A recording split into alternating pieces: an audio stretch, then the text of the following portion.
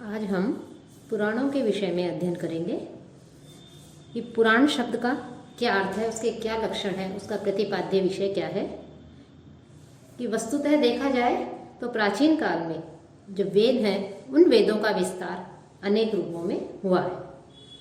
जिस प्रकार से वैदिक साहित्य के अंग ब्राह्मण, आरण्यक, उपनिषद, सूत्र ग्रंथ आदि माने जाते हैं और उन्होंने जो वेदों का जो प्रतिपाद्य विषय है उन विषयों का लेकर ही ब्राह्मण आदि ग्रंथों ने अनेक शह और अनेक प्रकार से अनेक विधाओं के द्वारा उसका वर्णन और प्रतिपादन किया है। उसी प्रकार से जो वैदिक साहित्य है उस वैदिक साहित्य के अंतर्गत अनेक विषय हैं। उन विषयों को आधार बना करके उन विषयों का जो कथानक है उन कथानकीय आधार को जो विस्तृत रूप देने का जो कार्य किया है वो कार्य पुराणों ने किया है। और जो पुराण है उन पुराणों में प्राचीन जो कथाओं को आधार बना करके उनको जो विस्तृत स्वरूप दिया है, विस्तृत आधार प्रकार उसको रूप दिया है, तो उन कथाओं को आधार बनाकर जो हमारे सनातन मूल्य हैं उन सनातन मूल्यों को ही स्पष्ट किया गया है। इसलिए हम कह सकते हैं कि जो पुराण है वो पुराने होकर भी नए हैं, कि पुराण नव भवति, कि पुराण जो है वो पुराने होकर भी नए हैं। पुराण शब्द का अर्थ देखें तो पुराण शब्द का अर्थ है पुराना या प्राचीन। अर्थात पुराण शब्द के अर्थ को देखा इसके शब्द से ही स्पष्ट प्रतीत हो रहा है कि इसका अर्थ है पुराना या प्राचीन। कि पद्म पुराण में पुराण शब्द का जो स्वरूप है वह स्वरूप स्पष्ट करते हुए भी कहा है कि प्राचीन कालीन जो परंपराएं हैं उन परंपराओं की कामना करने वाले या उन प्राचीन परंपराओं का वर्णन करने वाले जो ग्रंथ हैं उन ग्रंथों को पुराण कहा जाता है। पुराणों की इसी प्राचीनता और महत्ता के कारण ही पुराण का अर्थ जो प्राचीन ज्ञान है उस प्राचीन ज्ञान को प्रकट करने के रूप में किया जाता है। कि अर्थात जो प्राचीन घटनाओं को, प्राचीन जो परंपराएं हैं उन परंपराओं को, घटनाओं को अपने आप में जीवित रखता है वह पुराण है। पुराण परंपराओं के पोषक हैं और पुराण शब्द के अनेक पर्याय भी प्राप्त होते हैं हमें, पुरातन, चिरंतन आदि। और भारतीय जो हमारा संस्कृत वाङ् में है उसमें इतिहास और पुराण इनके बीच में घनिष्ठ संबंध माना जाता है। तो इस प्रकार से पुराण परंपराओं के पोषक हैं, सनातन मूल्यों के प्रतिपादक हैं, वेदों के विस्तारक हैं और वो प्राचीन ग्रंथ हैं। प्राचीन घटनाओं को, परंपराओं को वो अपने आप में जीवित रखते हैं। पुराणों का विषय अथवा इनका लक्षण मुख्यतः 5 है। कि सर्ग, प्रतिसर्ग, वंश, मनवंतर तथा वंशानुचरित। कि पुराणों का जो लक्षण दिया गया है यह लक्षण बहुत ही विष्णु पुराण में पुराणों का लक्षण देते हुए कहा है कि सर्गः च प्रतिसर्गः च वंशो मन्वन्तराणि च सर्वेषु एतेषु कथ्यन्ते वंशानुचरितं च यत्। कि पुराण इस आधार पर जो लक्षण बताया गया है इस आधार पर ही पुराणों के मुख्यतः 5 लक्षण हैं, सर्ग, प्रतिसर्ग, वंश, मनवंतर तथा वंशानुचरित। अब इसमें जो सर्ग है उस सर्ग का अर्थ है सृष्टि। कि पुराणों में सृष्टि की जो रचना है उस रचना का रहस्य अनेक प्रकार से वर्णित है। सृष्टि किसे कहते हैं? कि जो जड़ और जो चेतन है उस जड़ चेतन के विचित्र संयोग का जो परिणाम है वो परिणाम ही सृष्टि है।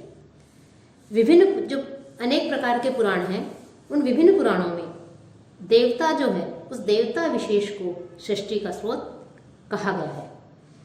किसी भी प्रकार की सृष्टि हो उस सृष्टि का रचयिता महेश्वर को माना गया है तो कहीं इसके निर्माता ब्रह्मा, विष्णु आदि माने गए हैं। और पुराणों में मुख्य रूप से निम्न जो तत्व हैं उन तत्वों को सृष्टि रचना में आवश्यक माना गया है। कि जो तत्व कौन कौन से हैं? जीवात्मा, बुद्धि, मन, चित्त, अहंकार, शब्द, स्पर्श, रूप, रस, गंध, पृथ्वी, जल, अग्नि, वायु और आकाश। तो इस प्रकार से ये जो बताए गए हैं तत्व, ये तत्व जो है सृष्टि की रचना में आवश्यक है। इन तत्वों के माध्यम से समस्त ग्रहों, नक्षत्रों, वनस्पतियों और जितने भी जीवधारी हैं उन जीवधारियों की और अन्य जो पदार्थ है उनकी रचना होती है। मनुष्य अपनी इंद्रियों के द्वारा कि 5 ज्ञानेंद्रियां और 5 कर्मेंद्रियां, इनके द्वारा तथा मन के संयोग को प्राप्त करके जो विभिन्न प्रकार के विषय हैं उन विषयों की ओर प्रवृत्त होता है, उन विषयों में प्रवृत्त होता है। पुराणों में सृष्टि के अनेक रूप कहे गए हैं। उन जिस प्रकार कहा गया महत तत्व या बुद्धि तत्व का नाम ही ब्रह्म सर्ग है। इसे प्राकृत सर्ग में भी जो है प्रथम स्थान दिया गया है और प्राकृत सर्ग के अंतर्गत जो पंच महाभूत हैं उन पंच महाभूतों को भी माना गया है। साथ ही प्राकृत सर्ग के बाद वैकृत सर्ग को स्थान दिया गया है। साथ ही साथ अनुग्रह सर्ग, कौमार्ग सर्ग, ये सभी जो है इसके अंतर्गत आते हैं। तिर्यक सर्ग है, मुख्य सर्ग है, देव सर्ग है। दूसरा पुराणों में जो लक्षण बताया था प्रतिसर्ग। ये प्रतिसर्ग का अर्थ है प्रलय, कि प्रतिसर्ग अर्थात प्रलय, कि जब मनुष्य जन्म लेता है जायते ध्रुवम मृत्यु, अर्थात इस सिद्धांत के आधार पर हम कह सकते हैं कि जन्म लेने वालों की जो व्यक्ति हैं या जो भी जीवधारी हैं उनकी मृत्यु अवश्य होती है। इसी सिद्धांत को आधार बना करके 4 प्रकार के प्रलय बताए गए हैं। नैमित्तिक प्रलय, प्राकृत प्रलय, आत्यंतिक प्रलय और नित्य प्रलय। तो इस प्रकार से इन सब का भी जो है ये प्रतिसर्ग के अंतर्गत आते हैं और ये इनका इसमें वर्णन किया गया है। साथ ही वंश, पुराणों का तीसरा लक्षण वंश है। पुराणों में 3 आर्य वंशों का विशद वर्णन किया गया है, सूर्यवंश, चंद्रवंश तथा सौद्युम्न वंश। इनमें भी प्रथम 2 वंश हैं, सूर्यवंश और चंद्रवंश। इन दोनों वंशों की जो है प्रधानता रही है। ये जो राजवंश है, इन राजवंशों के अतिरिक्त पुराणों में कश्यप की जो विभिन्न पत्नियां हैं उनके नाम पर भी विभिन्न राजवंशों की शाखाएं भी प्रवर्तित हुई हैं, उनका भी जो है इसमें वर्णन किया गया है। ये जो वंश हैं, इन विभिन्न प्रकार के जो वंश बताए गए हैं, इन वंशों की जो शाखाएं हैं, अनेक शाखाएं हैं, वो आज हमें संपूर्ण विश्व में विद्यमान दिखाई देती हैं। इसके बाद आता है मनवंतर, कि मनवंतर का अर्थ है एक मनु का समय, अर्थात 4 युग माने गए हैं, सतयुग, त्रेतायुग, द्वापर युग और कलयुग। इन तीनों युगों की का जो काल है उस कालों की गणना भी की गई है। तो ये इस प्रकार से इसमें का वर्णन जो आपके मनवंतर है इसमें पौराणिक काल गणना की गई है। वंशानुचरित में सूर्यवंश और चंद्रवंश के प्रमुख प्रतापी तथा दानवीर राजाओं के चरित्रों का वर्णन किया गया है और वो वंशानुचरितम, जो उनका जो वंश का जो चरित्र का वर्णन है वो लक्षण वंशानुचरितम लक्षण के आधार पर किया गया है। इसमें पुराणों में सूर्यवंशी राजा सगर के शतक्रतु बनने के प्रयास का भी वर्णन हुआ है। देववंश के राजा इंद्र हैं, उन्होंने सगर को शतक्रतु बनने से रोका। सगर के वंशज भगीरथ द्वारा गंगा नदी को उत्तर भारत जो है उस उत्तरी भारत में अवतीर्ण कराया, इसलिए गंगा का एक नाम भगीरथी भी है। राजवंशों के अतिरिक्त कुछ ऋषि वंशों के चरित्र जो हैं उन पर भी पुराणों में प्रकाश हमें देखने को मिलता है, पुराणों में वर्णन देखने को मिलता है। भृगु वंश में जमदग्नि और परशुराम का चरित्र का वर्णन है पुराणों में। साथ ही महर्षि अगस्त्य, राजर्षि विश्वामित्र आदि का भी हमें इसमें वर्णन मिलता है। साथ ही गौतम ऋषि, अंगिरा, पुलत्स्य, विश्वशवा, अत्रि, दुर्वासा, द्रोणाचार्य आदि जो अनेक ऋषि हुए हैं उन ऋषियों का भी हमें यहाँ पर वर्णन दिखाई दे पुराणों में वर्णन मिलता है। साथ ही विसर्ग, जो पुराण हैं उन पुराणों में अनेक प्रकार के विसर्ग था। पुराणों में और भी लक्षण बताए गए हैं कि सर्ग, प्रतिसर्ग, वंश, मनवंतर, वंशानुचरित, इसके अलावा और भी उनके लक्षण हैं। उनमें विसर्ग भी आता है कि विसर्ग किसे कहते हैं? अनेक प्रकार की जीव जो सृष्टि है उसका नाम विसर्ग है। चेतना में अंतःकरण का नाम जीव है। यह जीव हमें स्थावरों में अर्थात पेड़ पौधों में अविकसित स्थिति में होता है, और वही जीव पसीना और जो ऊष्मा है, जो गर्मी है, उससे उत्पन्न होकर के कीटों और जंतुओं में स्थावरों की अपेक्षा विकसित होता है। वही अंडों से उत्पन्न होने वाले जीवधारियों में भी विकसित होता है। साथ ही जो जरायुज हैं, उन जानवरों अर्थात मनुष्य, उन मनुष्यों में भी क्रमशः अधिक विकसित होते हैं। इस प्रकार चारों प्रकार के जो जीव बताए गए हैं, उद्भिज, स्वेदज, अंडज और जरायुज, इन सब का इसमें भी, इनकी सबकी सृष्टि का भी, जीव सृष्टि का भी इसमें विसर्ग में वर्णन किया गया है। साथ ही वृत्ति का भी पुराणों में हमें वर्णन मिलता है कि जीवों के निर्वाह के योग्य जितनी भी उपभोग्य सामग्री है, उसका पुराणों में उल्लेख किया गया है। पुराणों में खाद्य अखाद्य इसका वर्णन है। विधि निषेध की जो परंपरा है वो आज भी हमें पुराणों की हमें दिखाई देती है, क्या करना चाहिए क्या नहीं, इन सब का जो है हमें किसकी आज्ञा दी है, किसका निषेध किया गया है, इसका वर्णन मिलता है।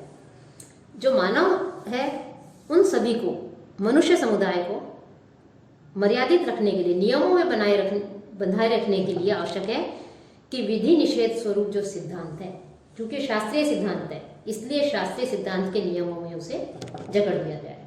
तो इन सब की उसे किस प्रकार का भोजन करना चाहिए, क्या खाद्यान्न शास्त्र विहित है और क्या भोजन जो है शास्त्र निषिद्ध है, क्या वर्ज्य है, निषिद्ध है भोजन, इन सब का जो है उसमें वर्णन है। साथ ही रक्षा का भी वर्णन है कि अपने अस्तित्व की रक्षा सभी को करते हैं, और पौराणिक जो राजसूय यज्ञ, अश्वमेध यज्ञ, दिग्विजय जैसे जो यज्ञ होते थे, उनसे भी यही अर्थ निकलता है, तात्पर्य निकलता है कि मनुष्य जो है वो आत्मगौरव की भावना के आधार पर ही विकास की ओर बढ़ा है, और जब मानव ने अपने प्रतिद्वंदी को पराजित करना चाहा, तभी जो है रक्षा का प्रश्न उठा। इस प्रकार से अपने आप को सुरक्षित करने के लिए ब्रह्मा जी ने जैसे जीवधारियों के रूप में सृष्टि की रचना की, वेद विरोधी शक्तियों का विनाश करने के लिए ईश्वर जो है उसको भी अवतरित होना पड़ता है। तो अपने आप की रक्षा करने के लिए, सनातन मूल्यों की रक्षा करने के लिए, धर्म की रक्षा करने के लिए जो अवतार है, उस अवतार तत्व का भी विस्तृत विवेचन हमें पुराणों में मिलता है।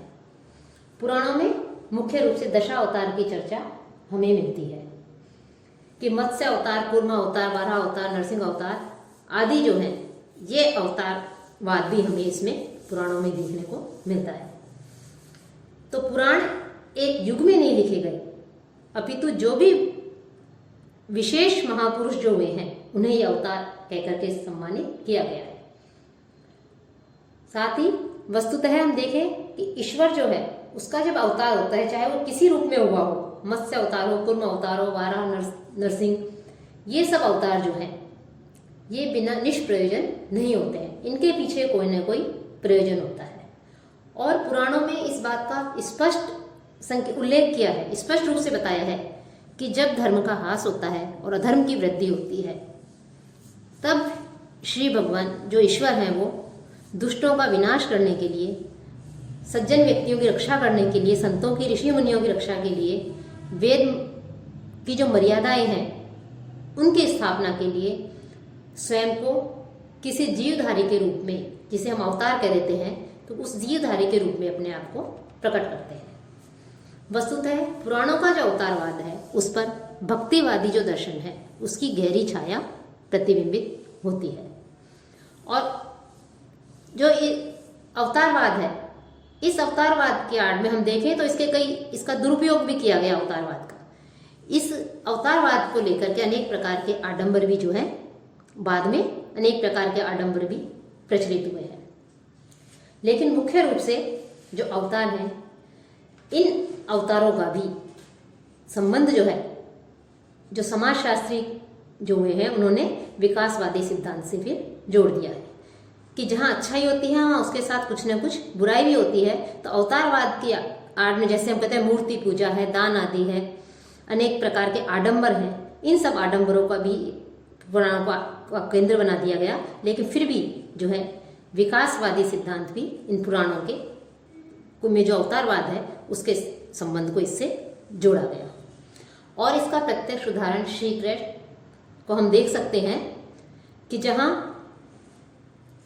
मत्स्य अवतार है, अर्थात मछली कहते हैं, मत्स्य या क्षेत्र जल तक सीमित है। कूर्मावतार जल और थल पर चल सकता है।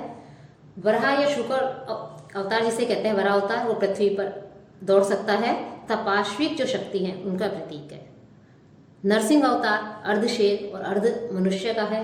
वामन अवतार एक अविकसित मानव का रूप है। परशुराम क्रोध का अवतार है। रामचंद्र मर्यादित मानव के प्रतीक है। श्री कृष्ण दर्शन और राजनीति के साक्षात अवतार हैं। बुद्ध जो है वो समस्त वासनाओं से ऊपर उठकर मानव को निर्माण की जो निर्वाण है, मोक्ष है, उसकी शिक्षा देते हैं। कलयुग के पापों का शमन करने के लिए उनका अवतार होगा। वह बिना युद्ध के संसार पर विजय प्राप्त करके जो कलयुग है, जो कल के अवतार होगा, वो कल के अवतार जो है सतयुग की शुरुआत करेगा। और मत्स्य और जो कूर्म अवतार हैं, उन अवतारों ने जलमग्न जो सृष्टि है उस सृष्टि का उन्होंने उद्धार किया। अवतार का अर्थ है नीचे उतरना, कि जब ईश्वरीय शक्ति किसी जीवधारी के अंदर प्रकट होती है तो उसी व्यक्ति को जो है अवतार कह दिया जाता है। और इस प्रकार से इन सब का भी इसमें वर्णन है। साथ ही पुराणों के लक्षण में एक लक्षण जो है दिया गया है हेतु, कि जीवों के जन्म का कारण अविद्या बताया गया है। अविद्या के कारण जीव का नित्य शुद्ध बुद्ध एवं चैतन्य स्वरूप है उसका वो धूमिल हो जाता है। इसी अविद्या को जन्म का हेतु कहा गया है कि संसार के जितने भी जीव हैं उन सभी जीवों का जो संसरण है वो अविद्या के कारण ही होता है। दार्शनिक जो दृष्टिकोण है उस दृष्टिकोण को अपना करके जो पुराण है उन पुराणों में अविद्या के स्वरूप को बहुत अधिक जो है स्पष्ट किया गया है। और अविद्या को हम माया भी कह सकते हैं कि वस्तुतः अविद्या का नाम जो है वो माया का ही एक नाम है। माया त्रिगुणमयी बताई गई है। साथ ही पुराणों का जो लक्षण दिया गया है, मुख्य रूप से पुराणों के 10 लक्षण बताए गए हैं, उसमें एक है अपाश्रय। अपाश्रय अधिष्ठान या आधारभूत जो स्थिति है उसका नाम है, कि जब जीवात्मा जागृत अवस्था में होती है तो उसे विश्व की यथार्थ अनुभूति होती है, और जब जीव सोता है तो उसे यथार्थ विश्व की मानसिक अनुभूति होती है।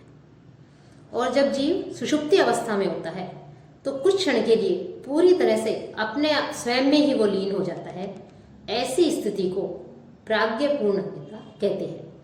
जीव जो है वो इन तीनों स्थितियों में अलग अलग प्रकार का अनुभव प्राप्त करता है, और यह सब अनुभव जो है वो माया में है।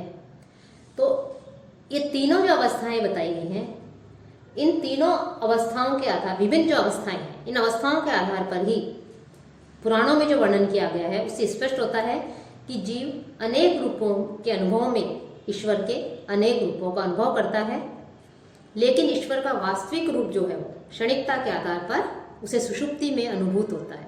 यदि जीव तुरीय अवस्था को प्राप्त कर ले तो वह अपने यथार्थ रूप को भी प्राप्त कर लेता है। तो इस प्रकार से हम देखते हैं कि जो पुराण है उन पुराणों में मुख्यतः तो 5 लक्षण बताए गए हैं, सर्ग प्रतिसर्ग, वंश, वनवंतर तथा वंशानुचरित। लेकिन भागवत पुराण में पुराणों के 10 लक्षणों को के विषय में बताया है। सर्ग, विसर्ग, वृत्ति, रक्षा, अंतराणी, वंश, वंशानुचरित, संस्था, हेतु तथा अपाश्रय। ये तो 10 लक्षण हैं। इन 10 लक्षणों को ही आधार बना करके पुराणों में जो है अत्यंत सुंदर वर्णन हमें देखने को मिलता है। तो इस प्रकार से पुराण जो है वो वास्तव में जो पुराण है वो पुराण भारतीय धर्म, साहित्य, इतिहास आदि के भी कह सकते हैं एक कोश है, और ऐतिहासिक और धार्मिक दृष्टि से पुराणों का अत्यधिक महत्व है। अब जहाँ तक पुराण जो है उन पुराणों के महत्व के विषय में हम देखें, पुराणों का क्या महत्व है, उनकी विषय वस्तु क्या है, उसके विषय में हम उसमें किन प्रकार की विधाओं का वर्णन किया गया है, किस किस का उसमें वर्णन है, इसका हम अगले व्याख्यान में अध्ययन करेंगे।